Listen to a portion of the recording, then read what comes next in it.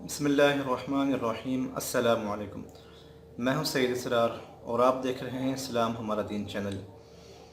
दुरूद पाक की बहुत ज़्यादा फजीलत और बरकत है।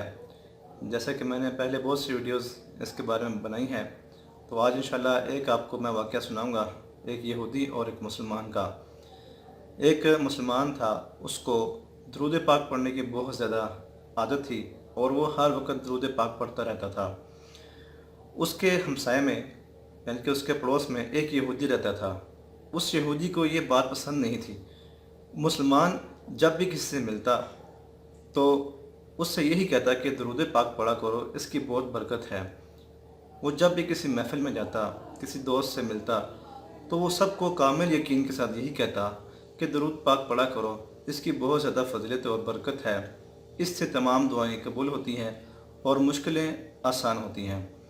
अब उस यहूदी को ये इस बात का दुख था कि ये मुसलमान हर वक्त दुरूद पाक की ये इस तरह तबलीग करता है, इसको इस तरीके से रोका जाए और इसको दुरूद पाक की इस बरकत से जो है इसको रोका जाए। तो उसने एक मंसूबा तैयार किया। वो एक दुकान पर गया, सुनार की दुकान पर, और उससे जाकर कहा कि मुझे एक ऐसी अंगूठी बना के दो जो कि आज तक किसी ने ना ख़रीदी हो, यानी ऐसा डिज़ाइन बनाओ कि आज तक तुमने ऐसा किसी के लिए डिज़ाइन ना बनाया हो। अब उस सुनार ने उसको एक अंगूठी बना कर दी सोने की। अब वो यहूदी वो सोने की अंगूठी लेकर उस मुसलमान के घर गया और उसको कहा कि ये मेरी अमानत है, ये तुम रख लो, मैं सफ़र पर जा रहा हूँ, जब मैं वापस आऊँगा तो मैं तुमसे ये अपनी अमानत वापस ले लूँगा। अब उसने उसके पास मुसलमान के पास वो अंगूठी इस नीयत से रखवाई कि मैं जब इसके पास ये अंगूठी रखवाऊँगा और बाद में मैं इसको चोरी कर लूँगा और बाद में फिर मैं इस मुसलमान को ज़लील करूँगा।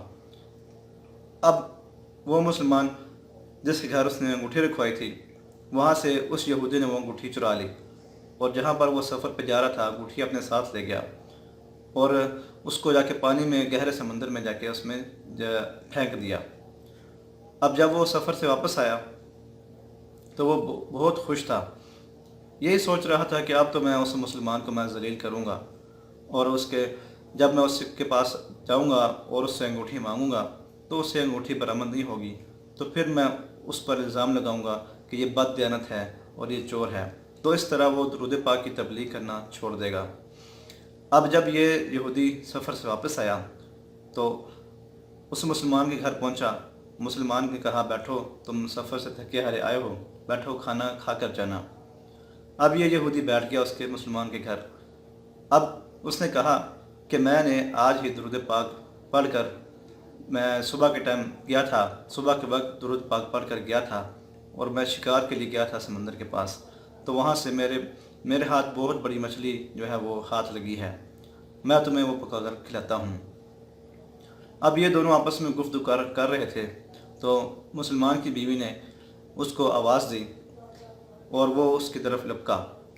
अब जाकर देखा क्या कि जो एक मछली जो उसने पकड़ी है, उसके पेट से एक अंगूठी बरामद हुई। वो मुसलमान फ़ौरन जाके देखा उसने कि वो जो अंगूठी थी जो उसने यहूदी ने उसको अमानत दी थी, वो उस जगह पर नहीं थी जहाँ पर उस मुसलमान ने वो अंगूठी छुपाई थी। बहरहाल उस मुसलमान ने वो अंगूठी उसको दे दी। यहूदी देखकर बहुत हैरान हुआ और उसने पूछा कि ये अंगूठी तुम्हें कहाँ से मिली, तुम्हारे पास कहाँ से आई?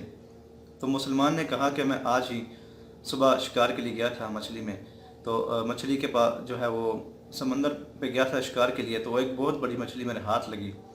अब उसके पेट में से ये जो है अंगूठी बरामद हुई है।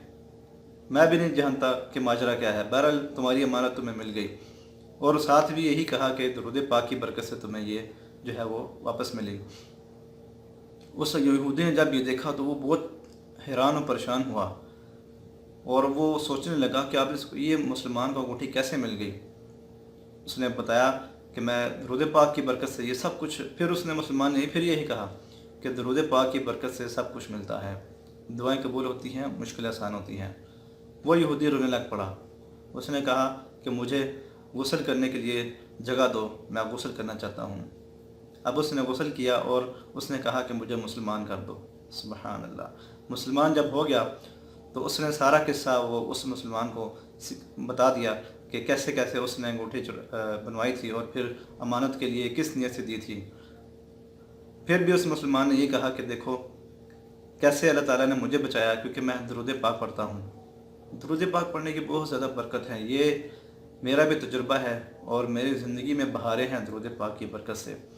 آپ بھی درود پاک کو اپنی زندگی میں نافذ کر لیجئے، انشاءاللہ اس کی برکتیں آپ اپنی زندگی میں دیکھیں گے، اور قیامت کے دن بھی اس کی بہت زیادہ برکت، سب سے زیادہ فضیلت آپ کو جو ملے گی وہ یہ ملے گی کہ آقا کریم صلی اللہ علیہ وسلم خود آپ کی شفاعت فرمائیں گے۔ اس سے زیادہ بڑا انعام اور کیا چاہیے؟ کچھ مشکل نہیں ہے، جب آپ اس کو شروع کریں گے تو آپ کو پھر عادت ہو جائے گی۔ اس لیے درود پاک کو پڑھ لیا کریں۔ اللہ تعالیٰ سے دعا ہے کہ اللہ تعالیٰ مجھے اور آپ کو ساری زندگی جب تک زندہ ہیں درود پاک پڑھنے کی توفیق عطا فرمائے، اور ہمارا خاتمہ بالخیر اور بالایمان فرمائے۔ آمین برحمتک یا ارحم الراحمین۔